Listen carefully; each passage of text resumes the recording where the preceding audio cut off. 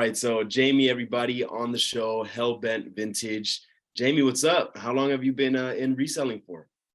So I started with the idea of coming up with the shop in 2015, and in 2016 I started a different company called Bad Moon Vintage, but that name didn't really settle with me that well. And I was listening to a song, and then Hellbent Vintage came about. So 2016 was my first official year, and I went full time in 2019, and here I am today.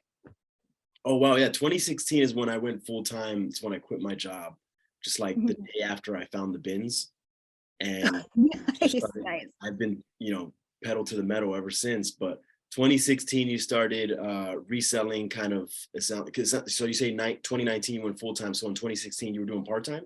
I was doing part-time, yes. So it was just kind of like a side gig. I did have a little shop, kind of like a little store, not really a storefront, but like a glorified storage unit, just like in the basement of an old building downtown. I just had like all my clothes down there. I would go down at night and sell a bunch of stuff. But during the day, I managed a doggy daycare for like 5 or 6 years. So I worked with dogs during the day, and at night I did the vintage stuff. So the doggy daycare stuff you did full time before Yep. 2016 and partly into 2019? Yep. I think I like the spring of 2019, I decided to go full time. Yeah, full time with my shop. And I actually, when did I move to California? I moved to California. No, that was 2020. Okay, I'm getting my timeline mixed up. I started full time in 2019, and then I was back and forth from California a lot.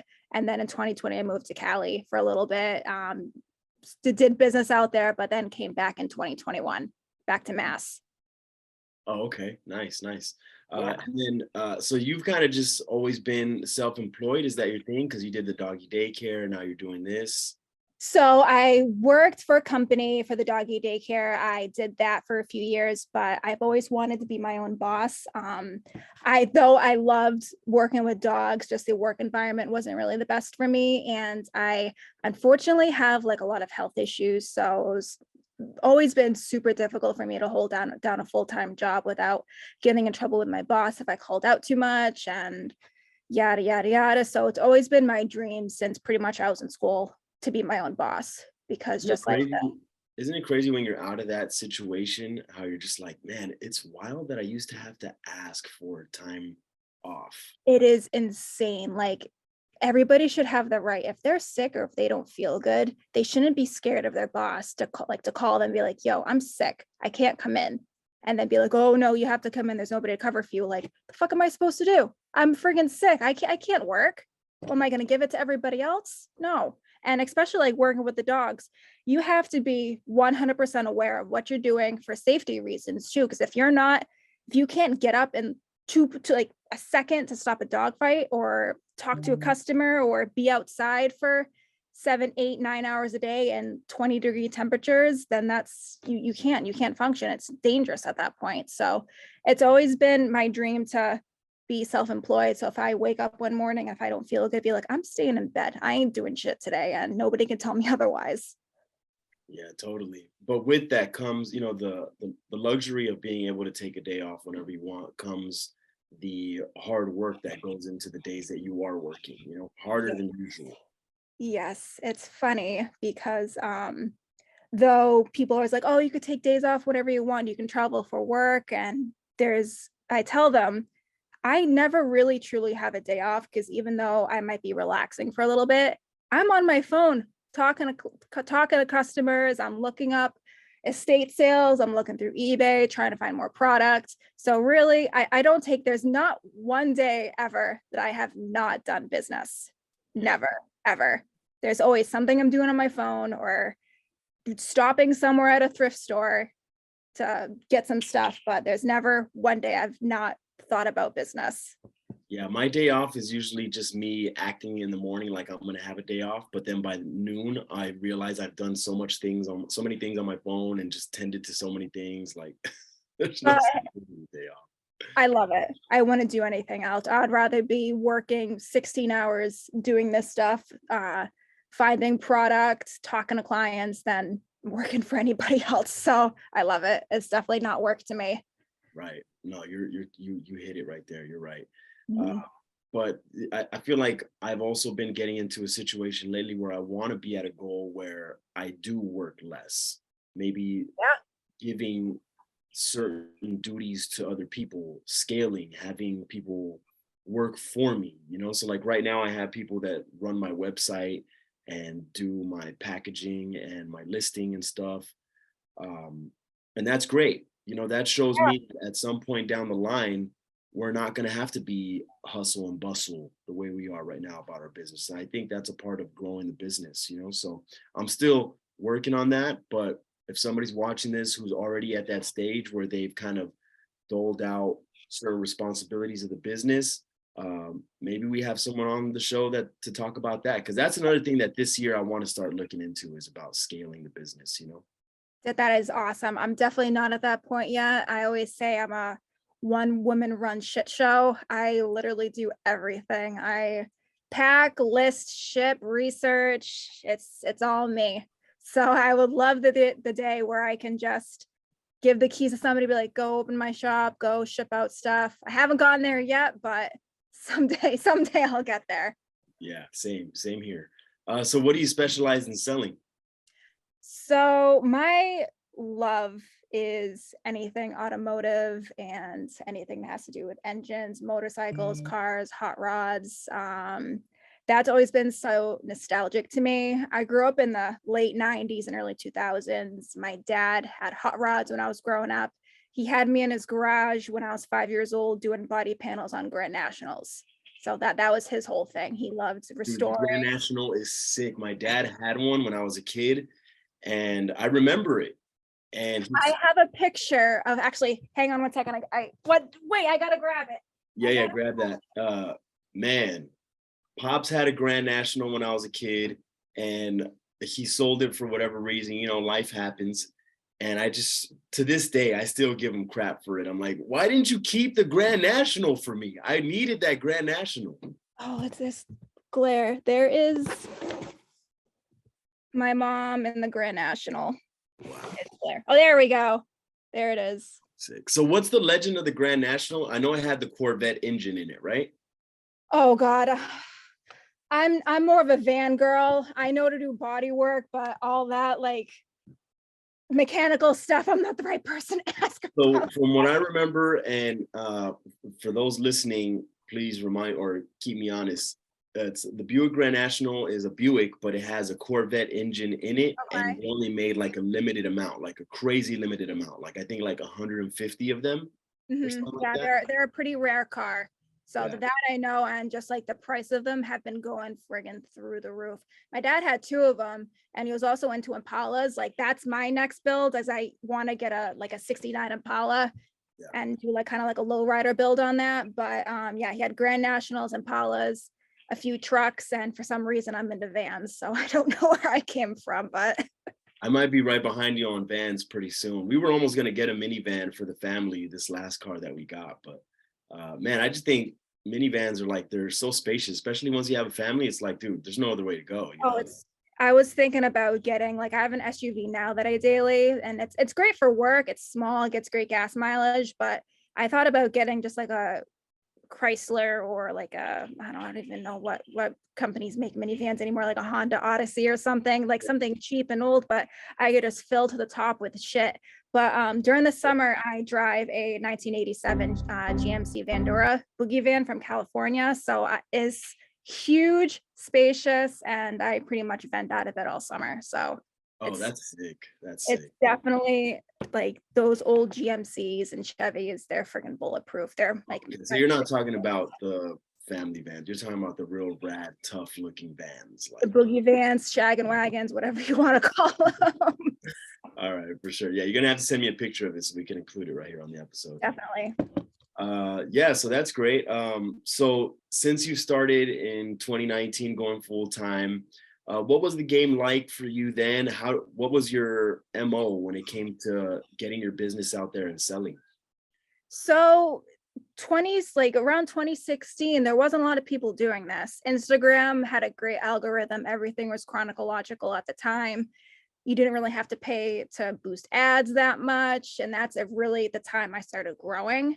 And it didn't take long for me to get like a decent following on there once people realized that I sold like strictly a lot of Harley Davidson and automotive stuff. At that time, that stuff was becoming more popular.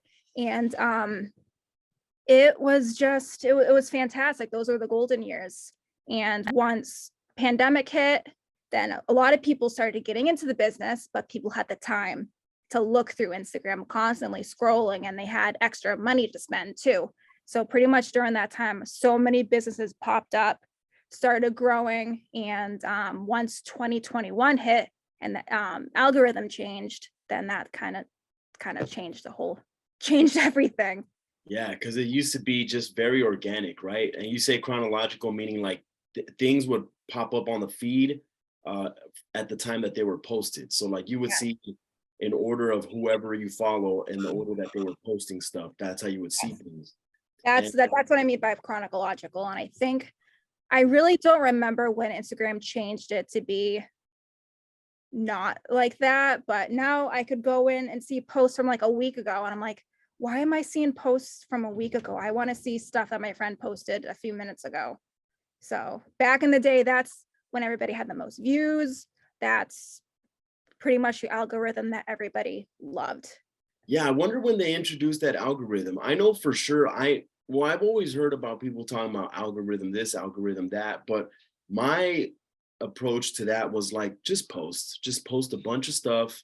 Someone's gonna like something, something's gonna make it to the top layer, and you'll be good. But now Yeah. I think the first time I've ever had issues with the algorithm is now that TikTok came in the game and Instagram is trying to adjust or adapt to the TikTok viewer. This is when the first time I've ever had any issues with social media. Before, like I said, I had a shotgun approach, just post, and then someone's gonna like some, but most of the time people loved everything that I posted. Everything that I posted got crazy love on it. But yeah, once TikTok came in the game, I feel like Instagram is just at a war with TikTok, Pretty much.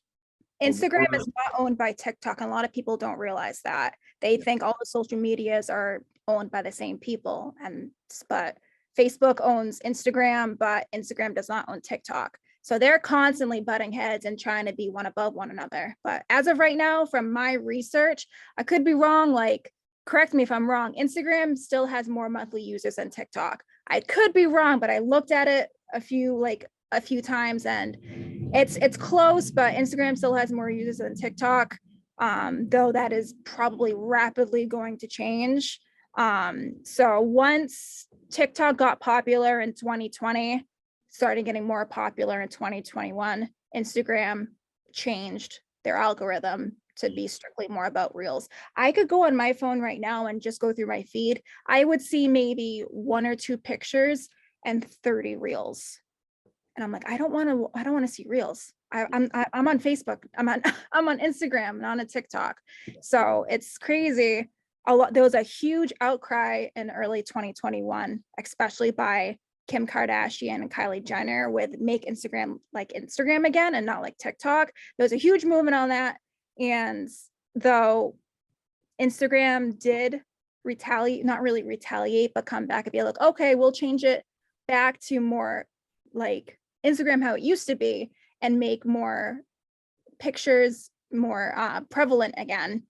But for some reason, it just didn't click.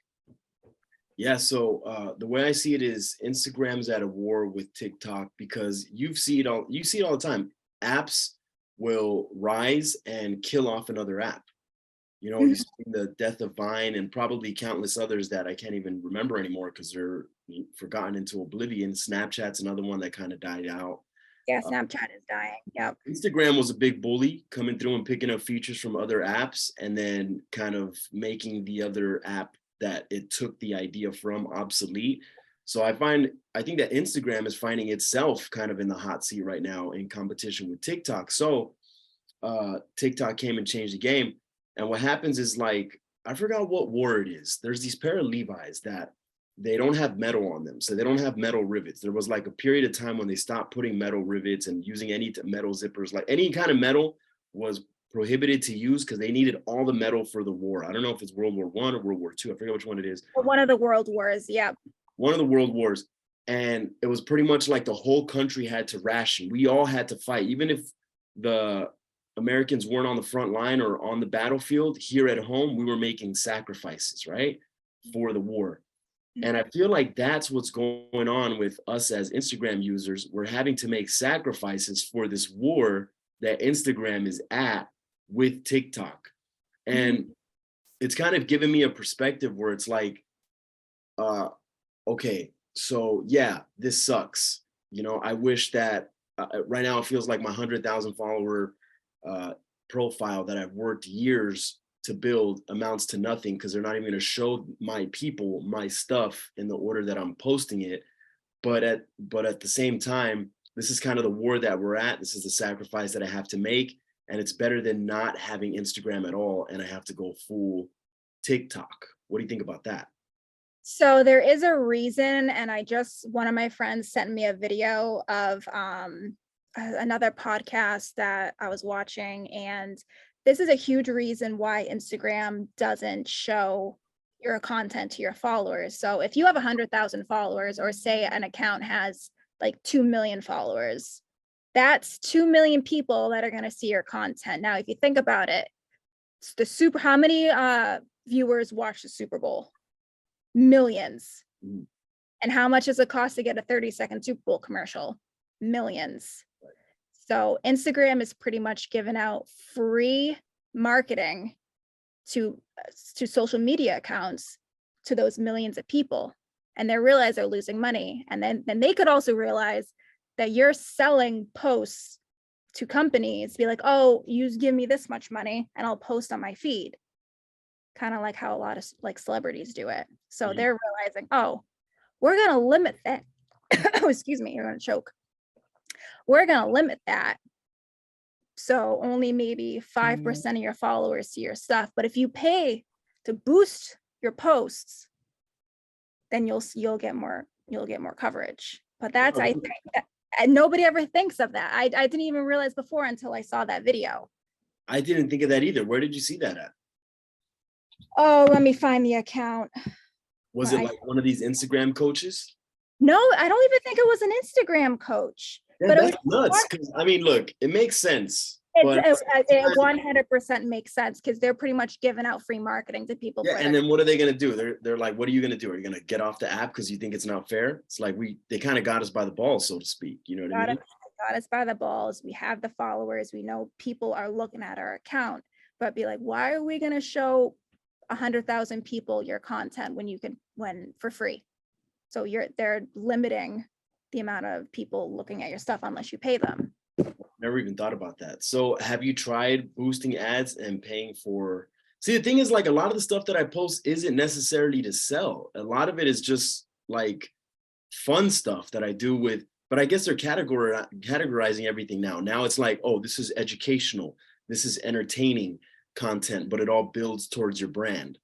So the stuff that gets the most seen on social media platforms is educational content and entertainment content. They're limiting the amount of like marketing for brands that sell items, because that's free advertising. They're going to be making money off of people who are doing entertainers. And that's why you have so many followers, say a few million followers on some comedian. They're going to go and watch those videos, and that's going to obviously bring them money, but they're not really making, like, the comedians making money themselves from the platform, but people are purposely watching those videos more because it's funny and entertaining. So they're still getting, it's like a symbiotic relationship. So that's why you had that reel the other day where you're like, I don't want to do no dances. I don't want to do no show. Yes. I already have a full-time job of finding all this shit to sell to you guys. I'm not an entertainer. I'm a horrible public speaker, as you can tell. Like, I don't usually talk to, like, I'm an introvert. I'm an introvert and millennial. I'm not used to making videos. I'm not used to talking on the camera. This is very unnatural for me. So having to learn how to talk to a camera and talk to people every single day to get my content seen, I'm not used to it, and I'm not good at it, and I don't want to do it. But you know what? You've been doing it. How do you feel about doing it? Like, do you feel like you're getting more comfortable with that? Because I will say this, I was very much like that too. You wouldn't think it because now I host lives and do YouTube videos and I'm here doing a podcast. But there was a point in time where I was awkward even taking a selfie. I would never do it. Mhm. But I started off doing the podcast. That was like no video. That was just on the mic. I would upload it to SoundCloud. This was years ago. And then after that, I was like, oh, what if I did a YouTube show? And then I started doing the Stash Raiders show where I was Mhm. like, it's not focused on me. It's focused on my guests and, whatever, I'll ask them questions. And then, that slowly opened me up to presenting myself. And that gave me an edge compared to my competitors or like other people that sell what I sell that they didn't have because they were like the old me that didn't want to be in front of camera. So do You're you find being more yourself doing personal with that? people. Yeah, you're being more personal with people. People are learning that you are the face of the brand, and that also helps small businesses too. If you have a huge, uh, like a ton of people working for one brand, that's great. You can get more product out, but selling stuff that you know where that item came from, you know the person that the item came from, you talk to them personally, that has more value sometimes to some clients and to some buyers. So learning how to be more personal with people definitely helps. I'm still learning that. Like if I'm vending, I'm fine, but I have really, really bad ADD. So it's still a struggle to me and I'm still learning, but it's definitely gone a little bit more. It's gone a little easier, but still obviously struggling a little bit. See, now that right there, because look, we kind of are in a situation where it's like we got to face it, Yeah, yeah, and definitely. you should consider yourself lucky that you're even, attempting and making content where you get in front of the camera. And I can tell you from watching your content, I watch a lot of people's content, that you look like you're doing just fine. And I imagine if you keep practicing that you're going to be even better at it. That last reel that you put up where you're like trying on the jacket, I'm like, yes, more of that. You know what I mean? That stuff's easy. Like just like modeling stuff, I'm like I model on the side every once in a while. Like the modeling is easy. That comes second nature to me. Perfect. But it's the talking to people. Like when I'm bitching and complaining about like Instagram, like when you first contacted me, all those reels that are getting pretty popular. Do you know how many times I've taken those videos and how many takes? It took me, I kid you not, probably an hour and a half to Well, record one of those. I kid you not. I'm sitting in my car for like almost an hour, like trying to talk to it, trying to put my point across, and then I'll slower word or I'll say the wrong thing. I'm like, oh my God, I'm gonna lose my mind. I'm gonna throw my phone. I can't do this, but I got it done. But it took me well, like over best an believe, Jamie, that everyone who does those does the same thing. They have to do yeah, hella takes. There's yeah. the funny, the ugly side of creating content like that. I know because the same thing happens for me. Sometimes I'm just like walking in front of the camera or like posing, and I'm like, oh, I have to stop and just be like, this is so ridiculous. This is Mhm. so ridiculous. Even I know it's ridiculous, everything that I put up. But this is what we do, and we should feel lucky. At least I feel lucky that I'm given or I feel a little bit comfortable to do it, because I know what it's like, how hard it can be. But for everybody out there that is kind of dragging their feet, and that's why I actually do this podcast with different people, is like I want to empower more people to do this because it's where the game's going, and I don't want to see anybody get left behind. It's crazy, and to it's sad too because some people aren't going to want to change, and it's pretty much you adapt to survive or you don't. And we've seen what happens to the people who don't want to change, even A not lot in of this people situation, have, but yeah, a lot you've of been people doing are this for a few years. So you've seen, like, I'm sure when you first came into the game, there was OGs that kind of looked down on you. And then where are they at, especially the ones that didn't want to adapt to the situation that was going on around them? Maybe they're still doing fine. And I know a lot of OGs that are still doing fine. They want to stay where they're at, and they're happy doing that, maybe not too happy, but maybe a little frustrated with the way things change and blaming outside things. But you have to ask yourself, what do you want to be? Do you want to be conserve what you have? That's going to be a rough road. Or Mhm. do you want to push forward? Going to be a rough road as well. I guess you got to choose your rough road. Yeah, and I really think that the way things are changing now. I think everything is going to be way more personalized. And because Instagram has been limiting the amount of content going out to people, going out to your followers, I think people are really going to start focusing on being in person, doing in-person sales, marketing, opening up storefronts, and then using like emails, like email lists, text messaging lists to get out to their clients. Yeah. So I Yeah, think no, storefronts have been doing really well. A lot of like stores have been doing great. It's crazy because big stores in affluent areas were doing really well, and then smaller stores were struggling. And now it's like those big stores are shutting down because the overhead is too crazy as the market goes down. Yeah. And these smaller stores are thriving. It's almost like I want to go open my store, but since in the years that I've been doing this, I've noticed there's ups and downs, and just because something's up doesn't mean that it's always going to be up. Just focus on what you want to do. And I find myself in a really good lane creating this content and doing what I'm doing. So as much as it's tempting, it looks like to go open a store, I got to stay in my lane. But yeah, you know what's right for you. You know what works best for you, for your family and stuff. Right. Totally. So you said something that piqued my interest, which is buying ads is a way to get your content out there. So I do a lot of silly stuff. I just love to create content. I've always been that way, where I just like, even before videos, I would just put things out there that I thought were kind of personal to me, that made me engage with my audience better. But for the stuff where I am trying to sell things, I would like that to get more reach. So maybe it's not going to be as entertainment filled or as educational, which is like the top category that thrives on Instagram. But I still need to get that stuff out there. I don't mind buying ads. How much are we talking here? It's just crazy because, you know, big corporations have that money to blow. So they're going to throw out, I don't know, hundreds of thousands of dollars on ads to get out to people. But small businesses like me, I mean, I already have my personal ads in the area to find my pieces, but I don't really have a budget right now to post, to give Instagram so my content can get seen. So I've tried throwing like 50 to 100 bucks at a few posts, and maybe I'll get a few more like views, but I haven't seen a drastic change when I boost ads. Yeah, 50 to 100 bucks, especially, you know, when you're a small business, that's not just, you want to see something for that. You know what I mean? And to really get seen, you got to throw like a 1,000 to a few thousand down to really get to a ton of people. Let's see. Well, let me go into Instagram right now and see what the boost.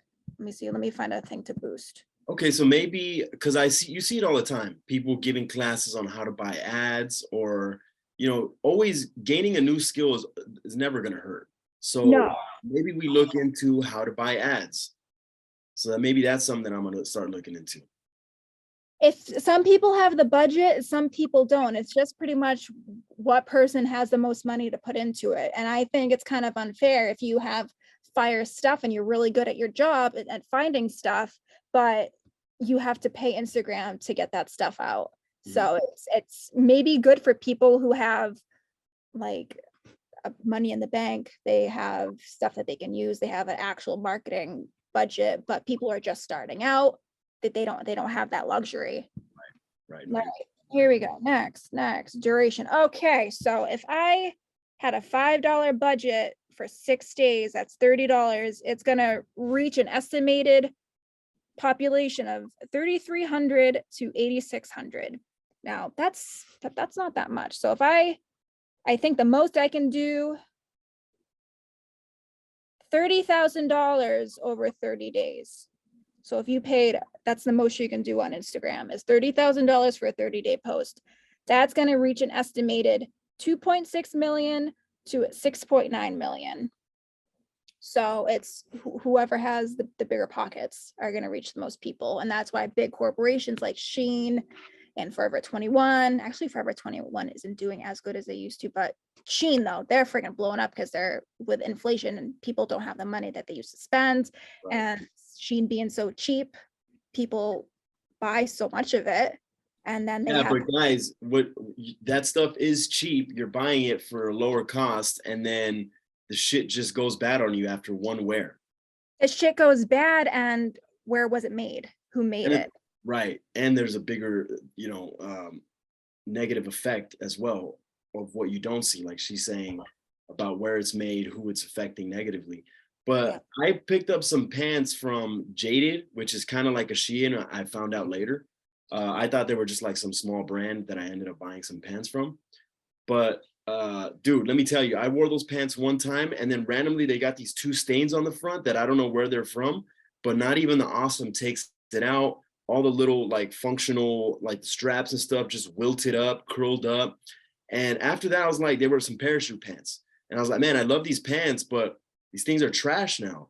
Yeah. And so I've been on the hunt for more parachute pants out at the flea markets, taking the time to find them. I find them, and those are already tried and true, tested, years of use. I wash them, and they're just my favorite pants. So Now, are they newer pants? Like, were they made recently, or are they true vintage? Because I know there are some military styled parachute pants from 90s, like they're the 90s. 90s. Yeah. Okay. Well, Are they military or are they just military. fashion? So the military, that's why. So, guys, go out there. It takes a little bit longer to find that stuff, not that much longer, to be honest with you. And you're going to keep that for longer. And say you buy a t-shirt, for example, from Shein or one of these fast fashion companies. You wear that shirt one time, it's wilted, it's done. A vintage shirt, I mean, I'll wear this thing over and over. And every time people are like, yo, that's a sick tee. And people realize that because it's vintage, it's something that it's more acceptable to wear it over and over when it's vintage, as opposed to some new shirt that you just bought. You wear it all the time. It's like, dude, get a new shirt. And the quality is outstanding. Like, you can definitely tell the quality between like newer items, fast fashion, and vintage. But also, if you need like, say you're just buying second hands, like I know the Gorpcore thing is a huge trend right now, and I personally love it because I love that kind of style. Being from New England, it's freaking cold, so I love that kind of style. But if you're looking for like a North Face jacket, and early 2000 North Face jackets are coming back in style, I have a few of them in my shop. But if you go on northface.com, like they're a very, very, like very quality company. They're not a fast fashion company, but you can be paying like $200 for a brand new jacket. If you go to a shop like us, buy a North Face jacket, what's it going to cost you? It's going to be like under $100. Usually, depending on the color, the colorway, it's under $100. And you're supporting a small business, you're supporting their family, you're putting food on their table rather than buying from big corporate and filling some CEO's pocket. And even if it is a little bit more expensive, the true vintage piece, you're going to keep it for longer. You're going to love it for longer. They're capsule pieces. Yeah. So instead of buying so much in bulk, find something that means more to you, that you can style with different pieces. You can style with vintage pieces and modern pieces that you have. That's what I like. Capsule wardrobes. You have lesser items in your closet, but you can mix and match the items better and make more outfits. The items last you for years. That's why I have, they're not vintage. I have these rainbow flip-flops. I have 2 pairs of rainbows. I swear to God, they're like 6 years old. I wear them almost every single day in the summer, like in the ocean, in mud, like out in Brimfield. They're covered in mud. Like, they're gross, but I like wipe them down, wash them off a little bit, and they're worn in like crazy, but they still have a few more years of use. And I paid, I think, like $60 a pair for them. So they're expensive flip-flops, but how many flip-flops are you going to go through Right. in Right. like 6 years? Like, I they're bought, good. I bought 2 newer items last year. One of them was those pants that I just mentioned. The other one was that blue jacket that actually is the reason that I know you, because you came in and we're just talking sense in the comments for that blue jacket. Oh, the Target jacket. I remember By the way, Target, is Target considered fast fashion? I mean, that jacket's actually pretty good quality. The pants sucked, but that jacket, I don't know. I think technically they are, but they're more of a middle ground fast fashion. Yeah, They do because their stuff sells out. their stuff sells out because they're affordable. But I have a few dresses that I've gotten from Target that lasted me a few years. Like, they have gotten more pricey, but you could be buying worse. 100%. Like, if you bought a dress from Shein and it's gonna last you for how long, and God knows a freaking child in some rando country made it. I know Target's way more sustainable. They're trying to be more eco-friendly, sustainable. They are still technically fast fashion, but I would much 100 times over buy from Target than buy from Shein. Just because So how big of a supplier they are, not just how big of a corporation they are, that kind of makes them fast fashion. yeah, yeah, they're still there. How many Targets are around? They're still crazy amount. Like they have so many products. They're more on the cheaper range, even though they're not like crazy cheap. I still do consider them more of a fast fashion, but on the higher end of fast fashion. Yeah. Yeah. Going back to what we were talking about algorithm and stuff like that, I kind of see this also as an opportunity for the vintage community to grow? Because before this, we weren't doing any video editing or any type of ads. I feel like still right now, like for me, that's my blue ocean. Uh, Mhm. Red ocean is where everybody's all concentrated and biting from each other. Blue ocean is where there's no competition. Like I feel like there's no competition for ads in the vintage community. There's nobody really buying. There's like a couple, but not enough to say like, oh, the vintage community is buying up ads. So if you did start buying up ads, I think you could grow. It would be beneficial to your business because even Alex Hermosi, I don't know if you know who he is, but millionaire, he said like going back, if I could go back in time, the number one thing that I would do for my business starting out is I would get into buying ads earlier because that, even though he's like a lot of small businesses, they can't really measure the ROI on buying ads, but it makes a big difference for your business. So maybe could this be a chance for the community to grow? I've seen situations like this happen many times and we grow because of it. What do you think? It really depends on who has the deeper pockets, because I know a few people, especially me personally, as of right now, like I'm moving out of my apartment right now. They're raising my rent $500 if I want to resign in June. So I'm not going to be the person that's going to be dumping $1,000 into ads because I just don't have that kind of cash. But bigger vintage companies, let's say like Springy Jeans, they have I don't know, a few 100,000 followers and like warehouses and a ton of employees. They're going to have more disposable income to throw out on ads. So it really depends on who's gonna have the deeper pockets to run the ads and have the money to spend on them. Yes, they'll definitely grow, but who's gonna be pushed out because of it? So it really, really depends.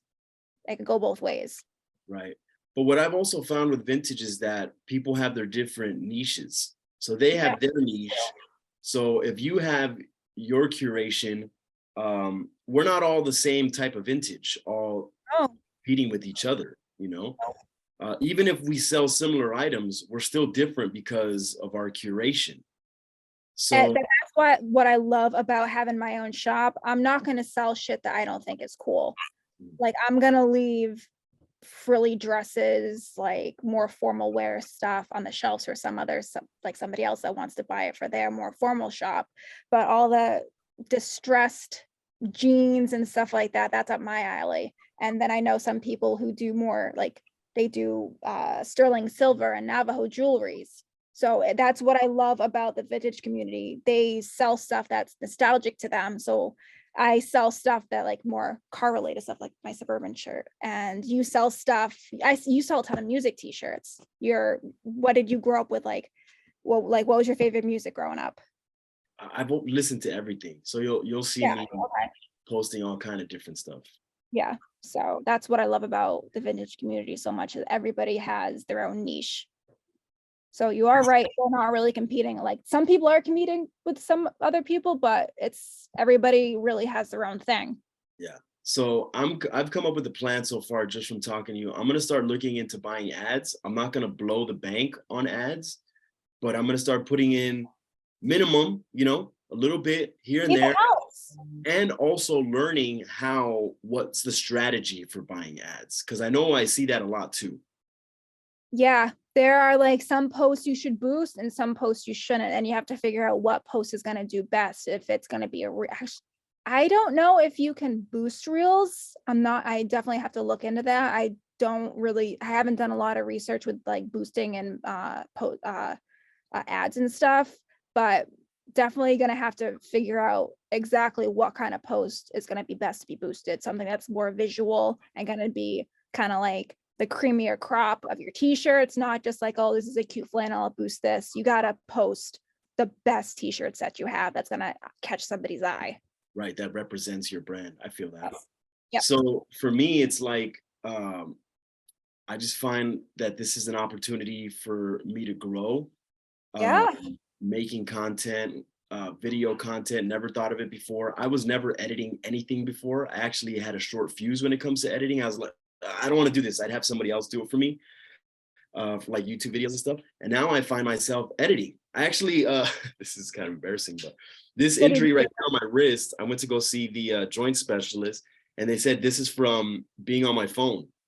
As I swear to God, like every single kid our age and like millennials and Gen Z, give us like 20 years and we're all gonna have carpal tunnel, like the biggest generation of carpal tunnel the world has ever seen. Yeah, because we're on our phones so much. I wish this was a cooler story, but this is from making reels, guys. Sorry. Makes sense. It makes sense. So, but something that I never looked into was creating video content. I'm making more of it. I have fun doing like, oh, how to style this, where I like put on an outfit type reel. The get ready with me videos are very popular right now, and that's considered like an educational post. So that's why they've been blowing up. Yeah, I've never done that before. And now I'm going to start looking into ads, and these kind of situations, although they do suck and you do drag your feet towards them, they also give you an opportunity to grow. I've found that my greatest points of growth have been in the most adverse times. When things are going good, it's easy to just like, oh, you're winning. It's business as usual. You just get to it. It's in and out, make your money, good. But it's when things get tricky, like right now, that I think people have the most growth. I almost kind of look forward to these kinds of times. As I'm frustrated in it all last year, super frustrated, having to figure out how to make reels and making a fool of myself and putting out content that I know is bad, but I'm like, this is how I learn. And sometimes you put out things that you think are bad and they do good. Yeah, I've done that a few times. Be like, oh, this video sucks. Like I look like a freaking idiot. And then I get a few hundred likes on it. I'm like, oh, okay, then I guess that maybe this is gonna work. And Jamie, I wouldn't have never known you if it wasn't for short form video or this, reels and stuff like that. So maybe you are growing, even if you're not seeing the engagement on your posts or on followers, which I didn't even ask you. I don't know if you've seen a growth in your followers, but maybe you're starting out on this journey of putting yourself out there more and engaging with your customer more. What do you think about that? So I've always had an issue making the videos because I just don't really have the space for it right now. My whole shop is in, I'm not going to show you the floor because it's horrible because it's clothes everywhere, but I'm in a tiny ass little bedroom in my 2-bedroom apartment that has my shop right now. So for me to make good content on, like I've posted a few like get ready with me or like styling videos, I had to take my couch, move it across the room, move my rug, lock my animals up so they're not constantly in my shop because they're up my asses constantly.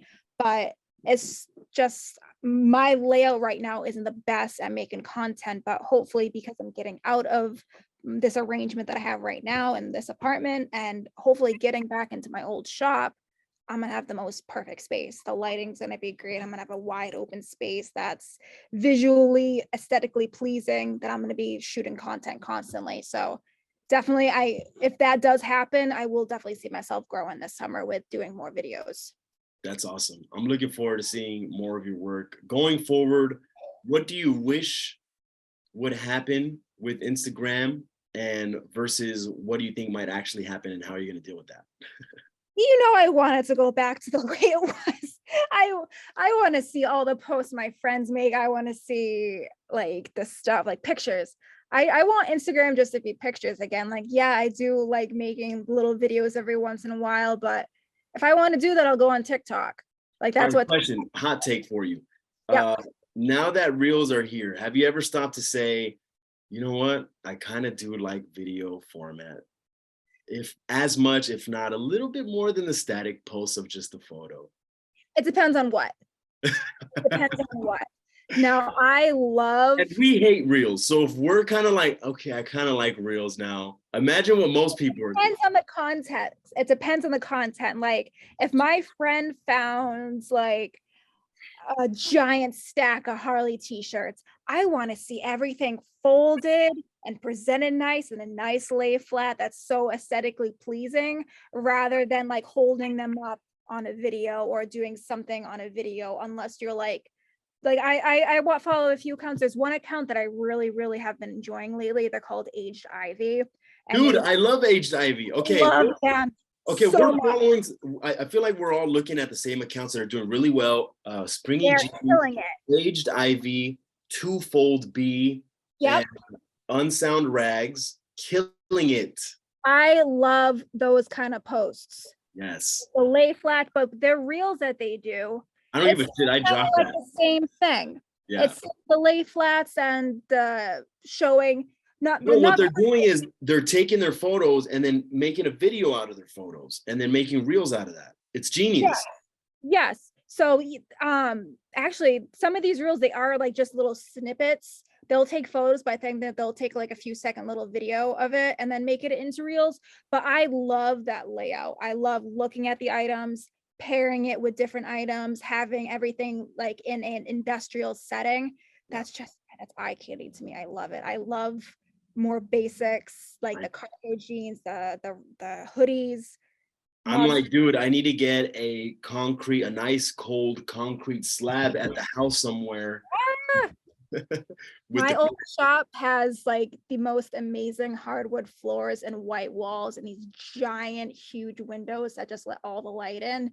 And I'm thinking, I'm like, I gotta put like another piece of flooring in there, maybe like a white like stained sheet in there, or find like a piece of concrete. But the wood flooring does well, and as it's very aesthetically pleasing too. But and they take a lot of pictures, and it looks like there's like a parking garage or something. Yeah, like the stairs for a parking garage. Yeah, no, they kill it. They kill it. I mean, it's a lot of factors when it comes to engagement. A lot of it could be, a lot of it is luck.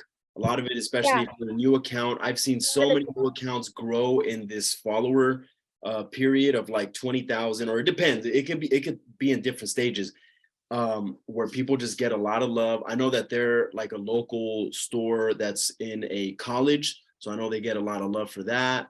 They are located in Columbia, Missouri.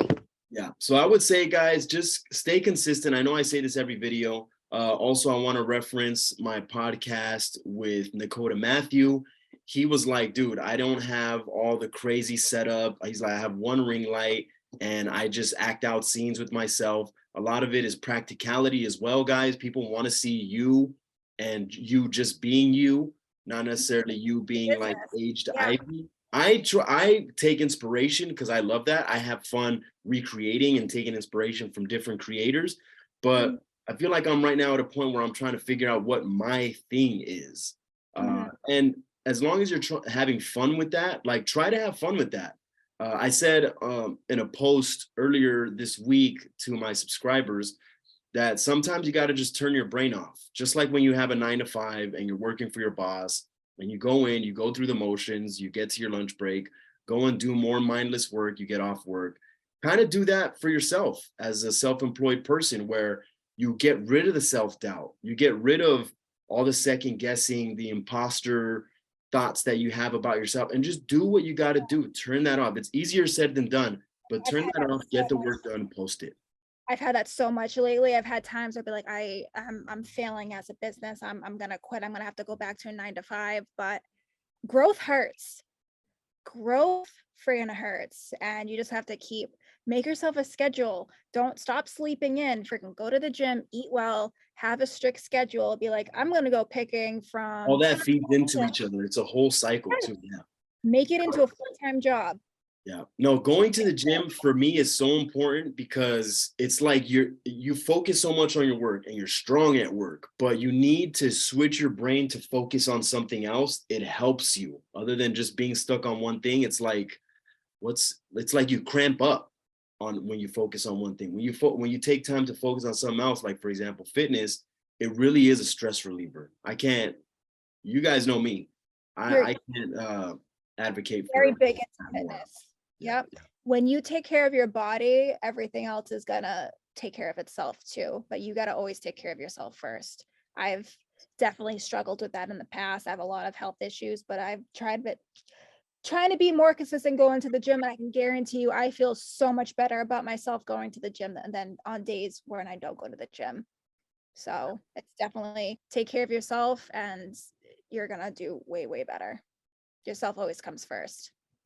Jamie, thank you so much for hopping on and discussing this with me. I'm leaving with some ideas myself. I'm gonna start looking into the ads like I told you. Yeah. Anything else that you want to leave us with? So yeah, I mean, if you want to find me, always check out me on Instagram, Hellbent Vintage on Instagram. My website's hellbentvtg.com. I used to have hellbentvintage.com, but some asshole company bought it and wants me to pay $2,000 if I want to buy it back. So I had to change my friggin' website name. But yeah, I'm gonna be vending a bunch this summer. The bow markets in Boston, I'm always at Brimfield.